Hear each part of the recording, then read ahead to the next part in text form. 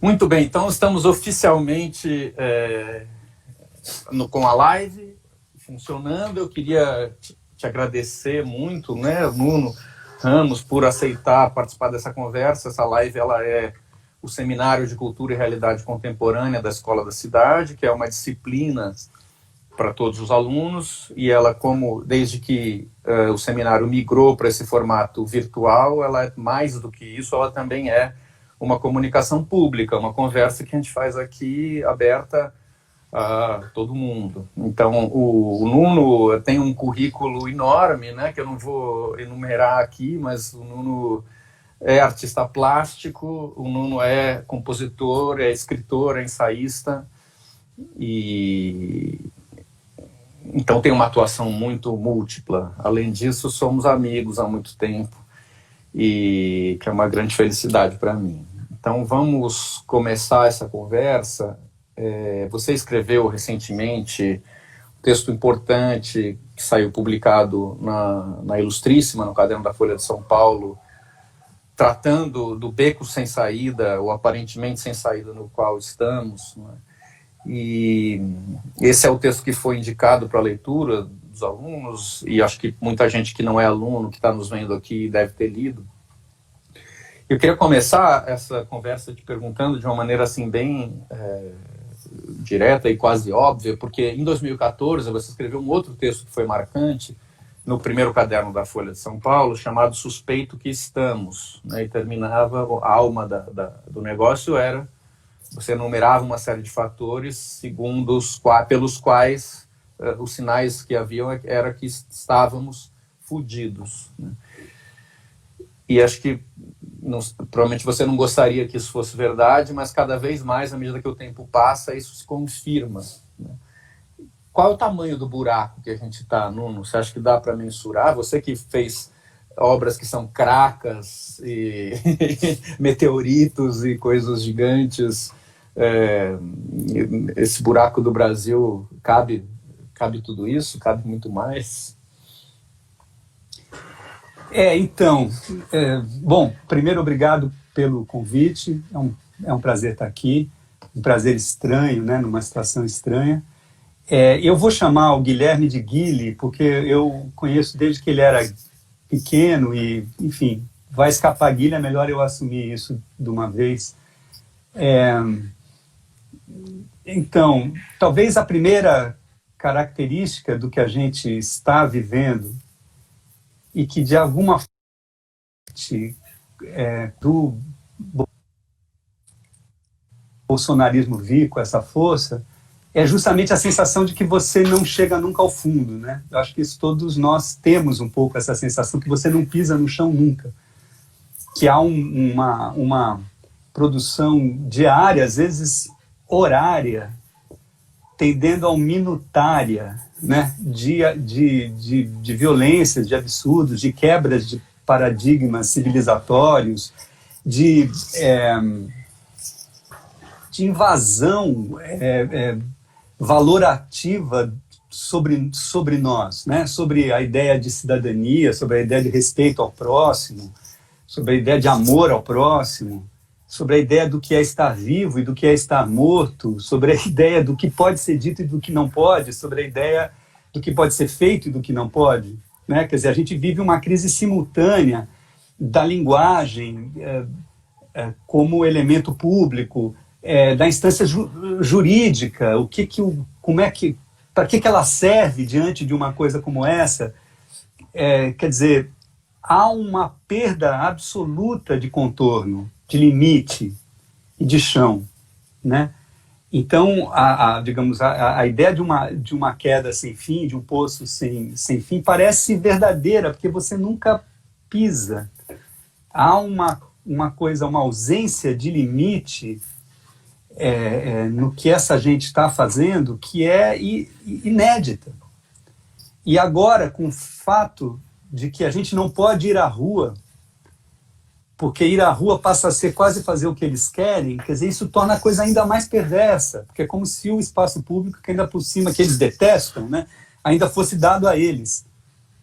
Então, eu acho que de fato, há um contorno de pesadelo, como você mesmo disse há pouco para mim, quer dizer, é um pesadelo, a gente acorda. Nesse caso, parece que faz parte desse poço sem fundo a gente não conseguir despertar. Mas, de todo modo, eu acho que há um traço aqui forte do país, que é a perda absoluta de contorno. Quer dizer, as instâncias todas estão falhando ao tentarem definir um desenho. Nós todos estamos, de algum modo.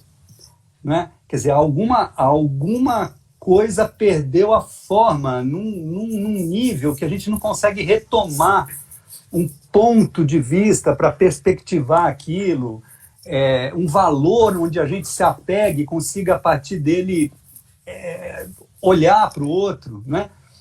Quer dizer, nós estamos afogados numa falta de valores, como nunca. É uma experiência. Então, quando você me lembra desse artigo que eu fiz lá em 14, aquilo havia digamos, um caminho longo, democrático, que passou por governos democráticos, com graves falhas e tal, mas aos quais eu achei que era interessante eu me opor. Eu ouvi um pouco, talvez, Guilherme, daquele trabalho dos urubus que eu fiz na Bienal, que era um trabalho pessimista, de 10, né, no auge do lulismo e tal. Mas, digamos, era uma contraposição diante de alguma coisa que no seu movimento geral parecia estar indo. Né? Agora, parece que é o contrário. A gente tem que defender aquilo que parecia pouco. Né? Uhum. E que não tem origem partidária, embora, claro, a gente possa brigar por isso, mas agora não é o que importa. Agora o que importa é a gente achar um ponto fixo, uma alavanca. Nossa questão é a mesma do Arquimedes. A gente precisa de um lugar de apoio. Nós precisamos achar o nosso ponto de apoio.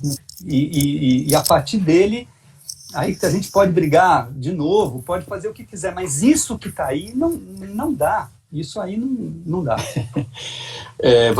No texto você lembra, num certo momento, da canção recente do Arnaldo Antunes, que é o título do disco dele também, O Real Resiste, né? que é uma ainda que a canção fale, né, ela enumera coisas abomináveis, e depois ela fala, é tudo ilusão, não, né? Parece que a canção também é uma espécie de pesadelo, que você não sabe o que é, o que não é, mas a canção vem para o refrão e afirma, o real resiste. Mas você lembra disso e fala, o problema é que existe também o real bolsonarista, esse outro lado que também resiste.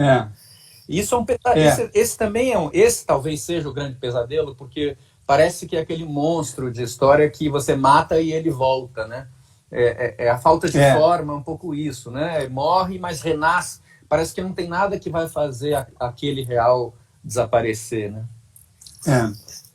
Eu acho que o Arnaldo, como sempre, formulou brilhantemente, né, essa coisa que o real resiste a essa violência. Agora, é engraçado, quando eu ouvi isso a primeira vez, eu estava num lugar público e me mandaram isso, eu achei bonito, mas eu pensei isso.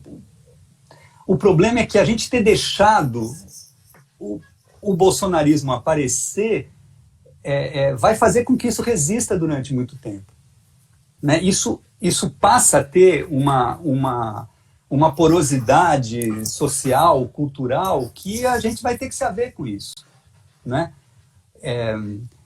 Eu não perco, embora isso seja uma coisa um pouco subjetiva, talvez errada, assim, minha, mas eu não consigo me desvencilhar completamente da impressão de que houve uma espécie de tempestade perfeita que trouxe isso.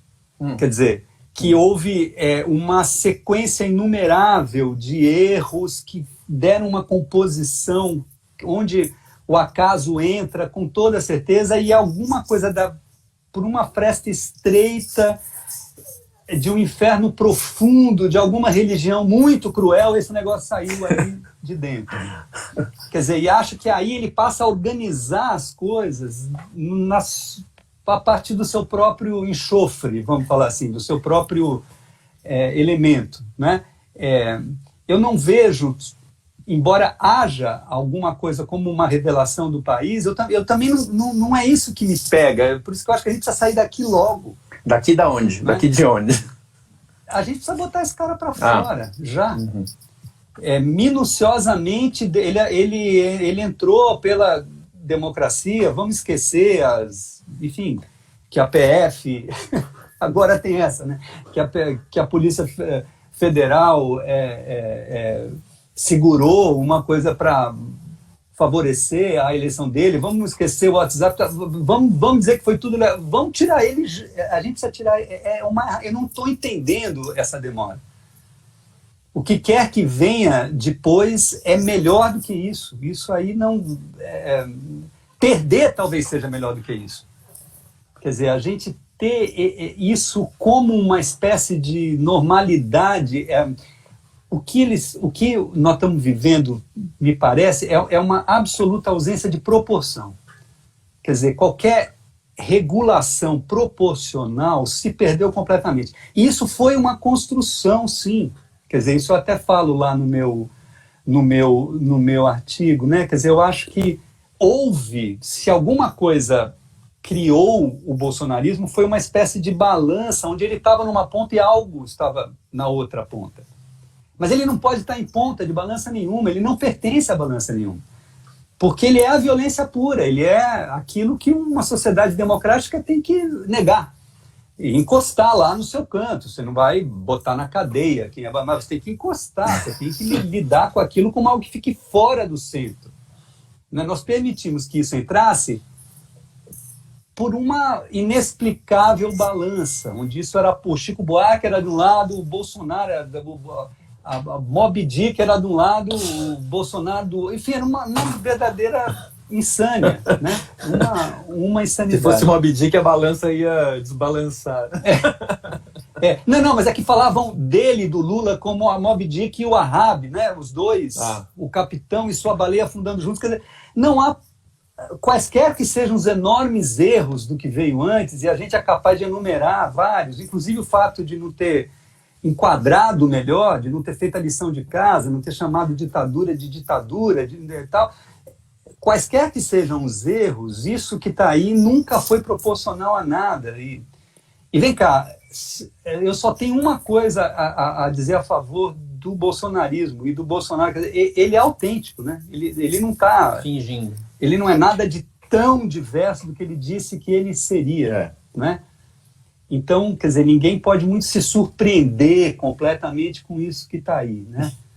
E agora eu acho que nós estamos nesse lugar nenhum, onde enfim, todos os contornos estão meio em questão e a gente está sem um ponto fixo. E eu acho que o ponto fixo vai nascer, Guilherme, de algum elemento empático entre um horizonte de razoabilidade democrática, alguma defesa desse tipo. Quer dizer, a gente tem que conseguir, sim, formar algum bololô aí que adie as questões anteriores e que reaja a isso. Uhum. Isso não é mais... Essa questão que muita gente...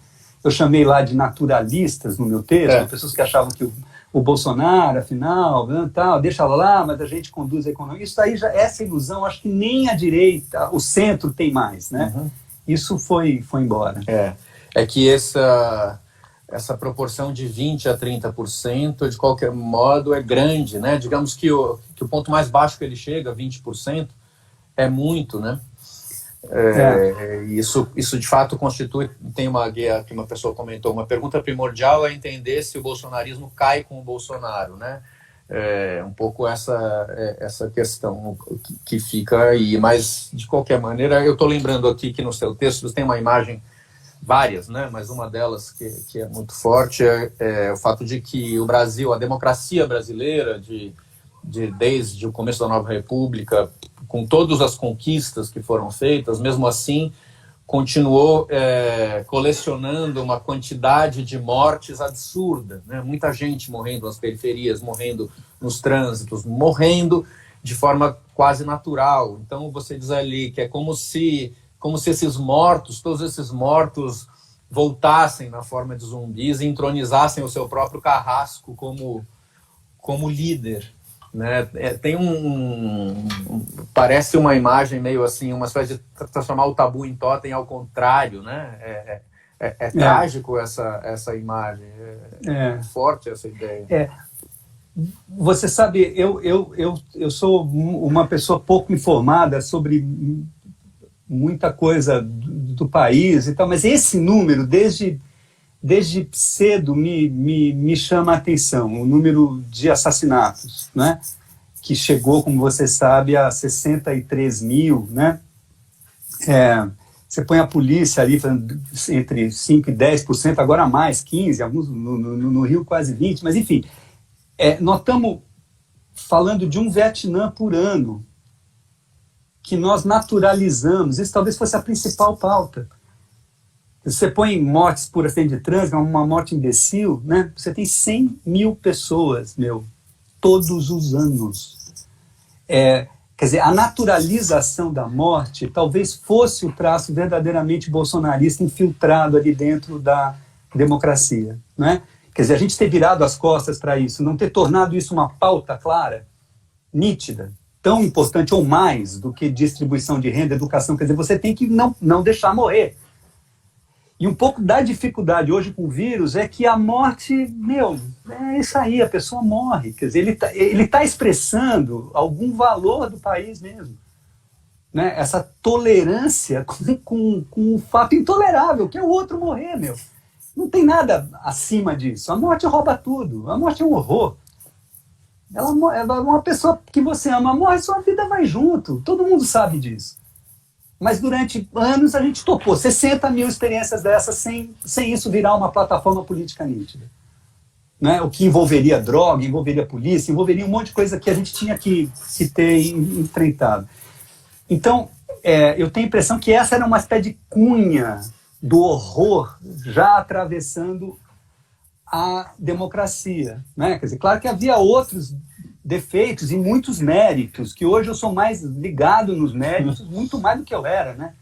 Eu hoje sou, de fato, tento fazer mais a louvação do que deve ser louvado diante desse troço. Mas eu senti isso quando eu fiz uma coisa, eu fiz uma instalação em 92 sobre a invasão do Carandiru e os 111 presos que foram mortos.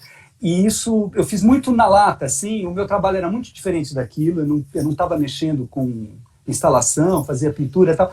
Eu fui muito chamado pela publicidade daqueles corpos. Eu lembro que eu ia indo para o meu ateliê, entre o metrô e o meu ateliê, umas 4 quadras, assim, eu ia vendo aquelas revistas, Veja, Época, Isto É, não me lembro quais eram exatamente, que é em 92, né?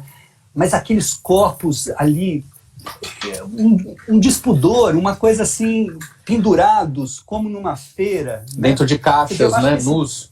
Dentro de isso vem de muito longe, né?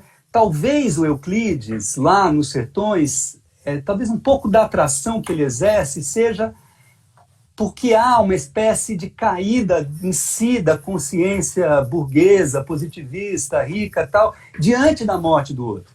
E é involuntário. O que é bonito no livro do Euclides é que isso se dá apesar dele, né, digamos. Ele não é os valores deles deveriam preservá-lo disso, mas, no entanto, ele vai atuando contra ele mesmo, né? Eu lembro um pouco, talvez, também de um trabalho que está muito na minha cabeça hoje, é o Minha Mãe Morrendo, do Flávio de Carvalho, o Série Trágica, né? Que ele fez uma sequência de desenhos da mãe, acho que são 9, não é uma quantia pequena, mas o Flávio me parece ter esse lado mais paulista, de um cara que flutua, que tem um horizonte de brilho artístico, mas também de uma certa butade, blá, blá, blá, e de repente aquilo cai, há um retrato da morte ali incrível, e mais, a mãe dele parece que não consegue puxar o ar, que é o que está acontecendo hoje, né? Engraçado, esses desenhos para mim são a expressão maior do que está se passando com milhares de pessoas hoje, né? A mãe, ela está com a boca assim, e não consegue respirar, parece que é hoje, entendeu? Quer dizer, mas eu fiquei pensando como é raro no Brasil, num país assim, com essa como é raro o contato com a morte. Como isso é um horizonte. O Nelson Cavaquinho tem algo para esse lado, né? Tem alguma coisa aí pesada com a morte, mas é curioso como... Eu não sei aonde essa energia foi, parece que esse negócio veio à tona, né? Você é um artista nas várias dimensões que você trabalha, das artes plásticas até as canções e os textos. Você lida muito também com a morte, né? Com a morte, com o fúnebre, com o velar, né? Desde de cachorros atropelados que sejam, até iluminar os terreiros, né? Que são terreiros que vocês ficam velando à noite, aquele vazio e tal. Então, enfim, isso tudo, esse tema da violência, o modo como isso chega agora, isso um pouco entra em cheio com uma temática que você vem trazendo, né? Mas de alguma maneira exigindo ainda mais violência, talvez, no modo como lidar com isso, né? Eu acho que um trabalho como o meu, diante disso que a gente está vivendo, ele tem algo premonitório, mas ele também tem algo perigoso, porque eu acho que há um horizonte qualquer cruel, às vezes, no que eu faço e tal, que eu hoje, diante disso, eu quero recuar um pouco. Sei. Entendeu? Uhum. Quer dizer, para mim, o corpo não é íntegro, ele tem que ser violado, de certa forma, né? Claro que existe uma coisa carnavalesca nisso, né? O corpo do Rabelais, né? Que come, que caga, que sai coisa, que entra e sai, que não está nunca inteiro, não tá nunca calmo, né? Ele está sempre sendo... Enfim, eu acho que eu participo um pouco dessa ideia de matéria, como alguma coisa que entra na outra, que é instável e tal. Uhum. E, enfim, mas... E acho que esse é um corpo nosso. Quer dizer, também essa falta de individuação, essa falta de direitos, isso também, acho eu, deu alguma coisa ambivalente, embora seja algo que eu acho que muita gente detestaria me ver falando, mas eu acho também que tem um pouco da nossa... o modo como nós colidimos uns com os outros, como você tem acesso ao outro e tal, que é interessante, que vem disso também, né? De alguma coisa meio pré-formada, que não... Agora, parece que esse projeto, um pouco, Guilherme, ele meio se formou, né? Quer dizer, eu passei a vida um pouco acreditando que havia alguma coisa pré-formada que dava pra gente mexer, mas parece que a gente entregou para esses caras, né? Quer dizer, toda essa coisa em suspenso, nós vamos deixar para isso. Deixa eu comentar. Dizer, o que nós estamos... Fala, pois não. Não. Comentar um pouco isso que você disse agora e, ao mesmo tempo, tentar explicar para quem está nos ouvindo e que talvez não conheça tanto o que você já escreveu, porque você tem uma ideia muito forte, eu acho, eu gosto muito dela e ela aparece em vários lugares, mas, sobretudo, no texto... Deixa eu mostrar aqui para todos o livro mais recente do Nuno, né? Saiu pela editora Todavia, Verifique-se o Mesmo. Esse livro, assim como o Ensaio Geral, que foi publicado antes, compila textos que você escreveu ao longo de muito tempo. E aqui, nesse livro, você começa com o Palácio de Moebius, que foi feito uma série de textos, né, mais de um, se não me engano, que foi publicado ao longo para a revista Piauí, onde você desenvolve um pouco essa ideia que você estava dizendo agora, de que no Brasil, pelo menos durante um certo período de formação cultural e artística, você usa essa metáfora da fita de Moebius, né, que é um pouco assim, tem uma energia artística muito grande que vem do artista para o mundo, só que não encontra ressonância no mundo, isso é, na cultura brasileira, na sociedade, nas instituições, e diante desse vazio, que é o vazio institucional e cultural, ele volta, que tem uma espécie de dispersão, né, ele volta em forma de energia narcísica para o próprio trabalho. E fortalece o trabalho. Então essa é uma ideia muito bonita, que é de uma espécie de potência, de um trabalho que acontece à medida em que ele está meio girando num vazio, né? E você mostra isso nesses textos através de muitos artistas importantes brasileiros. Você tem lá uma ideia que isso funciona durante um certo período, né? Depois isso também vai, à medida que as artes vão se institucionalizando, isso vai um pouco diminuindo. Então, situando um pouco o que você estava dizendo agora, um pouco nessa ideia, né? Eu pensei nisso quando li esse seu texto último da Folha, porque nesse texto sobre a situação atual tem um trecho que eu acho particularmente inspirado. Eu vou ler aqui a minha anotação para me lembrar, que é mais ou menos a ideia seguinte: você fala que o fascista ele não mente, ele desmente, né? Ele nega o que você disse, ou o que foi dito, e acusa, ele nega o que ele mesmo disse, desculpa. Ele diz, nega o que ele mesmo disse e acusa você de ter dito aquilo. Com isso, cria uma espécie de câmara de ecos, né? De falsificações, onde a energia do que foi dito se perdeu, e é nessa perda de energia que ele investe. É isso que você escreve ali. Essa perda de energia, eu me lembrei do Moebius, um pouco no sentido...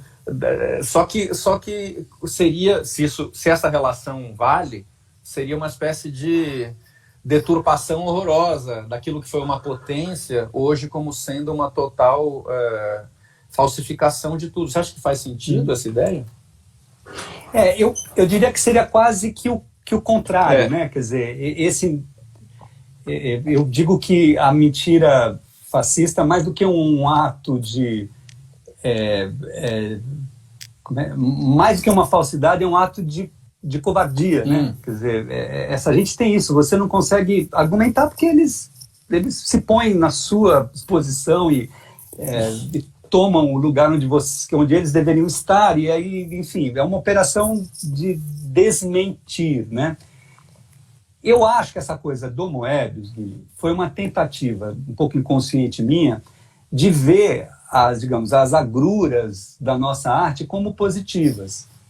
Quer dizer, aquilo que seria uma espécie de ideia fora do lugar, para lembrar o Robert Schwartz, o que fosse, criaria um espaço interior virtuoso onde ela ganharia potência. O exemplo clássico, que para mim foi o primeiro que eu pensei, é o Elliot Sica, que vai buscar furar a fronteira, como tantos artistas modernos, né? A fronteira entre obra e vida, com um talento absurdo, com uma potência cultural absurda, cercado de grandes artistas, de grandes críticos, e quando ele vai, ele cria uma espécie de labirinto interior e fica dentro deste labirinto, né? Que são os penetráveis, as camas, né? Aquelas velaturas todas, quer dizer, há um ninho, né? Para usar um termo dentro. Então, quando ele vai para fora, ele, na verdade, ele cria um dentro do fora, né? Ele cria um interior no que seria o exterior. Esse movimento é um pouco o que eu vejo no João Gilberto cantando Águas de Março, é o Tunga, que seria uma coisa já no final disso e tal. Agora, eu acho que isso vai se encerrando. Como em todos os lugares, a arte passa a ocupar um lugar mais claro. Tem mercado, tem instituição, isso tudo vai ficando mais forte. Eu acho que a minha geração vive a ambiguidade dessa passagem um pouco, né? Ainda tem um pouco de cada modelo e tal. Nem tem uma situação institucional tão forte assim, que valha esse investimento inteiramente, nem tem a outra, onde esse interior ainda dominava, né? É um negócio no meio. Aqui eu acho que a gente vive a exterioridade absoluta, mas sem... eu acho que não funciona retornar agora. Né? Eu acho que o momento é de luta mesmo. Quer dizer, não funciona retornar para uma dimensão mais intimista, interior. Eu acho que... Não, claro, cada obra é uma, pelo amor de Deus, né? Quer dizer, cada trabalho funciona de um jeito. Eu não vou dizer a ninguém que um trabalho seja melhor que o outro, não sei. Mas eu tenho a impressão que o movimento geral da coisa é de luta, é de agudizar, eu não tenho melancolia aqui, não. Entendeu? Não tem. Eu acho que há uma usurpação do país, há uma usurpação do que nós fizemos de melhor, há pelos imbecis, e nós temos que reagir. É simplesmente isso. Não tem outro caminho, Guilherme. Então, digamos, a virtude moebiusiana, que era num processo de formação, para usar um termo que muita gente usou, você conseguir um recolhimento, um interior onde você pudesse simular a plenitude da obra, ainda que meio fora do parâmetro público, e tocando nele levemente, mas se poupando dele, as ambiguidades disso, vale, não vale e tal, isso não está dado, não há ambiguidade nenhuma aqui. Nós precisamos chegar num ponto onde a gente possa pisar e reagir. Precisamos interromper essa queda. Eu não sei como, né? Mas eu estou falando, eu não vejo, agora, eu não vejo ambivalência, nada disso. Eu acho que é briga. Bom, dito isso, eu te pergunto, me ocorre uma pergunta que eu nunca pensei que poderia te fazer, mas você acha que nessa situação tão agônica como a nossa, a arte fica menos importante? Porque, de alguma forma, esse percurso, essa descrição desse percurso de formação brasileiro, moebiusiano, ele parece quase que uma espécie de frescura nesse contexto tão dramático. Como é que a arte pode ser tão incisiva, assim como você está dizendo agora? Guilherme, isso eu não tenho resposta. Eu não acho de forma nenhuma que a arte perca importância. Eu não acho que o que a gente encontrar daqui 40 anos, que alguém fez e ninguém notou, enfim, isso tudo... eu estou entendendo uma experiência íntima do Flávio de Carvalho com os últimos momentos da sua mãe, ele era filho único, né? Como um retrato do que está acontecendo nos hospitais. Ele nunca poderia supor. Eu acredito 200% na potência em aberto de criação de significado que a arte tem, né? Eu só estou dizendo que eu tenho a impressão que alguma coisa em formação na minha cabeça, algum horizonte de formação violento e tudo, permitiu um certo interior virtuoso para muitas experiências de arte, para linguagens diferentes e tal, né? Eu fui buscar isso no Graciliano Ramos, comunista, não sei o quê, mas eu percebo que nele há um paraíso analfabeto, né? Que seria um pouco moebiusiano nesse sentido, de alguma coisa sem nome e tal. Então, isso, aliás, involuntariamente, mas... eu acho que isso teve a sua força. Acho que a gente poderia quase que colocar isso ao longo da época moderna, digamos assim. Eu acho que isso que nós estamos vivendo é o contrário. Quer dizer, nós estamos num exterior sem nenhuma recompensa. Né? Nós saímos para fora desse horizonte mais... em loop, vamos falar assim, e caímos num pesadelo. Bom, mas se é um pesadelo, então a gente precisa brigar para acordar, a gente precisa sair disso. Quer dizer, eu não vejo termo de negociação nenhum, é isso que para mim é claro. Quer dizer, eu acho que a gente entronizou esse imbecil através de uma naturalização. A palavra, para mim, que marca a cultura política do Brasil, já... com certeza desde o impeachment, mas eu já sentia sinais disso. A própria campanha da Dilma já me parecia um negócio meio absurdo, aquela campanha. Enfim, nós fomos naturalizando o que não era naturalizável, né? E o resultado disso foi que nós naturalizamos isso que seria, de fato, o elemento negado em qualquer lugar do mundo. Ele não sei. Então, eu acho que a gente precisa voltar um pouco, não voltar, mas a gente precisa criar um ponto comum, daqui não passa. É isso que está faltando, um daqui não passa. Onde está esse daqui não passa? Qual é esse ponto, né? E eu acho que esse ponto é a queda dele. Entendi.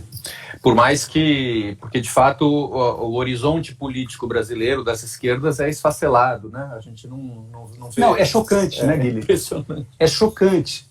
É chocante. Porque ele é esfacelado e não é, porque elas também são meio parecidas, né?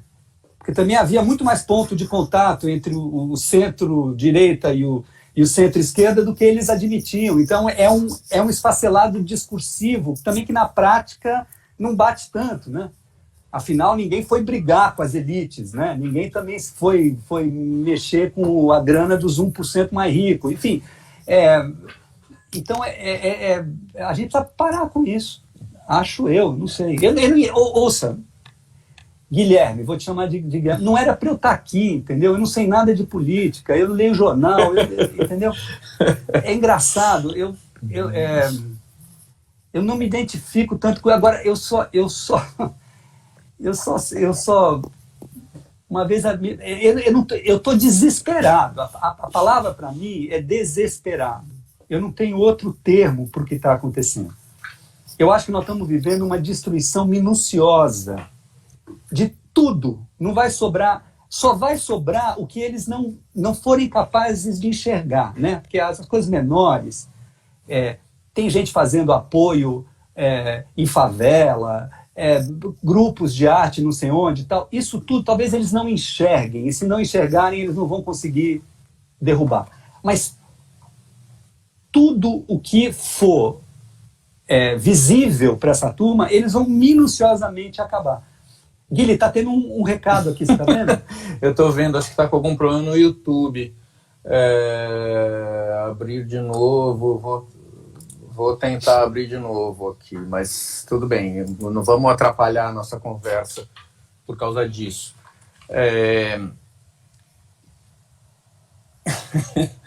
Mas já cortou um pouco aqui, né? Eu queria te falar, porque você citou antes aqui a questão da melancolia. Não é momento de melancolia, e o seu trabalho como artista lidou sempre muito, a gente já falou disso, mas com a questão do luto, né? E então, por exemplo, Iluminar os Terreiros, ou uma série deles, o próprio Urubu, que você citou também. Mas você passou a fazer mais recentemente, claro que foi antes do Bolsonaro ainda, mas você, de alguns anos para cá, inaugurou uma outra coisa assim, dentro do seu horizonte de trabalhos que tem a ver com intervenção sobre a mídia, né? Jornal da Globo, a própria transmissão da Rede Globo em 24 horas, a televisão como teatro, né? Então eu queria te perguntar um pouco disso também, para a gente não ficar só em política o tempo todo, né? Mas talvez isso tenha a ver também com o contexto político. Um pouco eu queria saber de você o que é que te levou nessa outra direção, assim, para, por exemplo, fazer o William Bonner e a Renata Vasconcelos cantarem Lígia, do Tom Jobim, usando as sílabas das coisas que eles falaram no Jornal Nacional, se não me engano, num dos jornais nacionais que foi importante no processo do impeachment, né? Você transformou isso. Foi o dos áudios lá, do Lula e da Dilma. Do vazamento, desse vazamento. Eu senti, quer dizer, o que eu fiz, até mais do que esse aí, eu fiz algumas coisas que eu chamei de aos vivos, né? Até pensei em fazer um grupo chamado Aos Vivos e tal, para seguir com isso, que eram intervenções com elementos ao vivo. Então, o ator recebia ao vivo, por exemplo, eu fiz um que durante 24 horas eles ficavam no palco recebendo a TV Globo e reproduzindo aquilo, vivendo no palco. Eu vi uma parte desse aí. Eu pus a Helena Inês contracenando com o próprio filme dela, o Copacabana Mon Amour, vivendo no cinema. A gente pegou um cinema, construímos um quarto dela, pusemos alguns elementos do filme e ela ficou, dormiu, comeu, falou a fala de novo, enfim, agiu. Então, alguma coisa que não fosse muito da ordem da representação, como se eu não conseguisse representar o que estava vendo.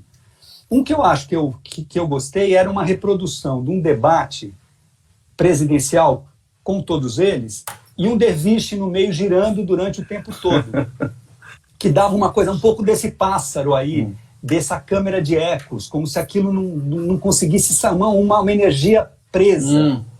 Então, voltando ao Moebius, parece que a energia virtuosa que dá a volta, porque o Moebius, eu não sei se quem está me ouvindo sabe, mas é uma fita, né, torcida e presa, onde a ideia de alto e de baixo, de avesso e de frente, um pouco perde sentido, né? Então essa energia parece que nesse derviche ela ficava tentando sair e não ia a lugar nenhum. E aos poucos os discursos dos 8 candidatos iam ficando muito parecidos, né? Então parece que houve, se eu fosse dar um chute, Guilherme, eu diria que houve uma perda absurda do horizonte político no país, né? Quer dizer, como se a macroeconomia começasse a mandar inteiramente, a gente acata, ninguém pode falar nada. Houve uma desmobilização de movimentos populares forte, né? Quer dizer, isso tudo foi... parece que pela coisa das minorias, cada grupo ficou um pouco consigo, né? Também perdeu algum nexo comum que parece que o horizonte da vida pública tem que ter, né? Ou nem sempre, apesar de muita coisa ter andado para frente, né? Muita, mas nem sempre esse horizonte comum vinha e tal. Então, eu quando fui mexer com essas questões do agora, e que a eleição do Bolsonaro, o medo de que aquilo viesse para mim, o horror diante daquilo me fez fazer uma série de obras, eu senti que eu devia estar ao vivo e não representar, quer dizer, que eu devia pegar uma coisa do real e botar dentro, e pedir para os atores agirem a partir disso. Agora, sempre lembrando que durante esse período, eu pintei, eu fiz, quer dizer, esse amadorismo nosso, que dá para operar em várias linguagens, continua um pouco vivo dentro de mim, né? Quer dizer, não é que, respondendo também, quer dizer, não é que esse horror tomou conta de tudo, há trabalhos maravilhosos sendo feitos que não tem nada a ver com isso, né? Mas que existe uma invasão, acho que existe. Quando aconteceu aquele episódio todo do trabalho com os urubus na Bienal, que foi uma polêmica enorme e tal, eu lembro que você chegou a viver situações muito duras do ponto de vista pessoal, né? Chegou a ter um momento em que grupos te balançaram seu carro, não sei se era alguma coisa assim que aconteceu, né? Isso é uma espécie de... com você lá dentro, você e a Sandra, e então você já estava tendo contato, aquilo em 2010, com uma espécie de reação de fúria, de massa, que agora me ocorre se isso tem alguma relação com esse fundamentalismo que aparece hoje no Brasil. Você acha que tem? Eu acho que talvez tenha sido a primeira vez que eu vivi coisas como uma multidão dizendo Nuno Ramos é cruel, né? Eles rasgaram a rede, danificaram a obra, enfim, houve uma série de coisas. Eu não tive chance de explicar o que estava acontecendo, ao menos ao vivo. Agora, eu acho, Guilherme, que eles não estavam entronizados no poder, né? Quer dizer, era uma questão lateral. Eu nunca falei em censura, que eu fui censurado, porque nós, a Bienal comigo, que foi muito correta comigo, nós tentamos reverter a sentença que dizia que os urubus tinham que sair da peça. E o juiz não deu. Então nós tiramos. E aí nós tentamos de novo e perdemos novamente. Quer dizer, eu acho que eles não tinham razão, mas, digamos, houve um jogo legal, né? De legalidade, onde houve um juiz, sei lá. O que assusta agora é que parece que não é uma questão é que isso foi entronizado no centro, não só efetivo do poder, como simbólico do poder, num país onde, digamos, o presidente carrega uma simbolização muito, muito intensa, né? Então, para responder aí alguém que me perguntou lá atrás, né, se o bolsonarismo acaba com o Bolsonaro, eu acho que um pouco sim. Quer dizer, eu acho que isso tem a ver com a infiltração da história deste indivíduo, né? Que se você pensar, talvez seja o pior brasileiro, né? No certo sentido, é uma anti-aristocracia. A aristocracia seria o governo dos melhores. A gente está fazendo, eu não sei de falar isso em grego, mas seria o governo do pior, né? Talvez seja... Então, isso muda, não quer dizer que, digamos, esse fascismo que amarra tudo acabe com ele, acho que não. Mas acho que há uma configuração peculiar que ele dá a isso. E eu não gostaria de misturar o que eu vivi com isso, embora, claro, havia um primeiro momento em que as mídias sociais estavam muito fortes, em que houve uma espécie de... cresceu aquilo como um fermento que não sabia mais parar, e, enfim, foi muito violento para mim, muito traumático, no certo sentido. Eu nunca mais mexi com bicho, nem vou mexer, enfim, enchi desse negócio. Mas, enfim, seja como for, eu acho que isso que nós estamos passando agora é como se isso tudo tivesse virado a figura e nós tivéssemos ido para o fundo, entendeu? Quer dizer, isso veio e hoje é o jogo oficial do mundo, é este. Quer dizer, eles... Este qual? Uai, essa gente que agora a cloroquina vai ser dada como protocolo, né? Quer dizer, enfim, Enquanto antes eu acho só que era um grupo, era um lado, era uma coisa ali. Acho que isso sincronizou, e aí eu acho que muda tudo.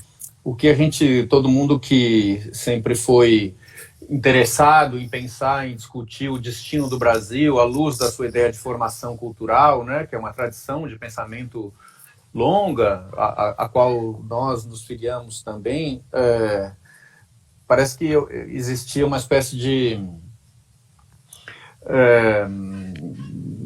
dois lados em que o Brasil podia ser aquele país vocacionado a uma grandeza incrível, né? Uma espécie de sebastianismo nosso, assim, de nação tropical grande, misturada e tal, ou na verdade, é uma grande mediocridade.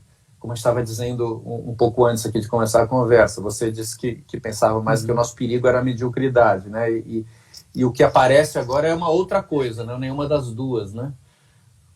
Que coisa é essa? É isso mesmo. Qual é a diferença dessa em relação à mediocridade? Eu acho que a diferença eu não sei, eu tenho muita dificuldade de representar, de simbolizar de algum modo isso.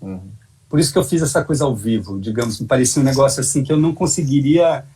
Parece que isso está muito além do que eu consigo imaginar como essa coisa que a arte tem, que é uma espécie de cavalo de Troia, né? Em alguma realidade, que essa realidade reage e o cavalo brilha. Eu não estou vendo como. Entendeu?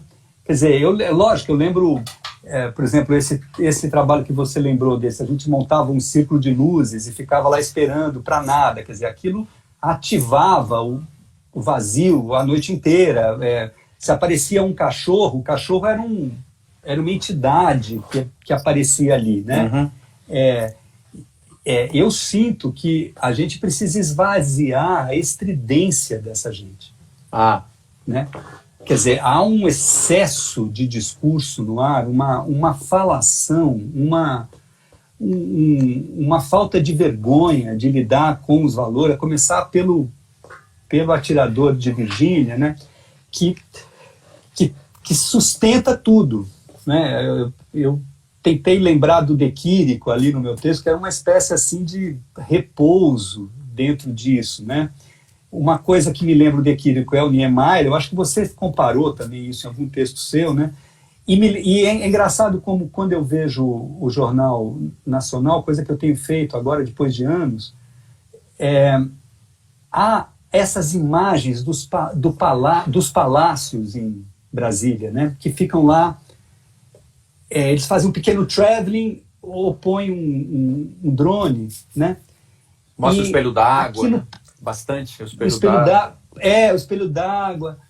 Mas parece uma degradação já de Brasília, essa conversão em símbolo de um castelo vazio, onde aquele desenho do Niemeyer já não quer dizer nada, né? ou vira só um logotipo, e eu acho que mostram uma desconexão completa com aquilo, com algo que aquilo possa ter significado, né? Com o que quer que seja. Então, eu sinto que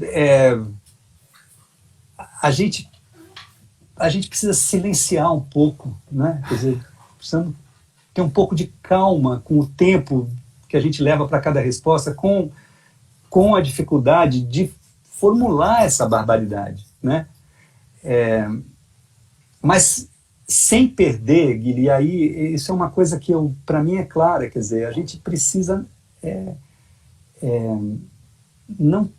para mim não tem melancolia, a gente precisa parar com esse negócio já. Eu não sei como, eu só sei dizer essa frase, quer dizer, a gente precisa parar com esse negócio já, dentro das regras, não podemos errar, né? Os democratas somos nós. A corrupção que tem havido no PSDB, no PT, no limite defendeu a democracia. Isso é uma coisa dura de falar, mas é verdade. Os erros dessa ordem, eles estavam ainda assim puxando a coisa para cá. Agora nós estamos vivendo uma coisa que é corrupta, que é blá, blá, blá, blá, e que destrói a vida do outro, a possibilidade de existência física do outro. Não é só discursiva, né? Então, não sei. Eu não sei ir além do óbvio, mas é isso. Não, mas isso tá... A gente vai... falta agora 5 minutos para acabar a nossa conversa, um pouquinho, mas continuando só um pouco ainda nessa linha, porque, de fato, isso é uma coisa que eu concordo com você, mas fico tentando pensar junto, porque, afinal, o Bolsonaro, ele mesmo, é um medíocre, né? Ele é a figura... Talvez ele seja o mais medíocre de todos, mas o governo que ele representa não é o dessa ideia da mediocridade como uma espécie de ralé, né? Eles estão muito além disso, eles são maquiavélicos, eles estão construindo uma destruição minuciosa, passo por passo, assim como você também, no seu texto, discute que ele não é o Hermógenes, porque o Hermógenes é uma encarnação do mal muito mais potente, muito mais trágica, muito mais... Tem muito mais, ainda tem, mesmo que na figura demoníaca, né, um acordo com certas leis, né? Então, de fato, é muito difícil colocar ele em algum lugar que seja simbólico. Olha, se a gente pensar pelo lado do Hermógenes, o Hermógenes é uma contraposição ao Joca Ramiro, né? Vamos dizer, o Zé Bebelo vamos lembrar aqui para todo mundo que estão falando do Grande Sertão Veredas, né? O Zé Bebelo, o inimigo comum, ele é julgado, como ele é um falastrão, ele se impõe, e o líder, Joca Ramiro, que é um deus, é benigno, é a pessoa do bem. Entre os jagunços. Né? Entre os jagunços, ele perdoa e manda esse cara que foi julgado pelos jagunços, manda embora para Goiás. Isso não mata, né? Não mata.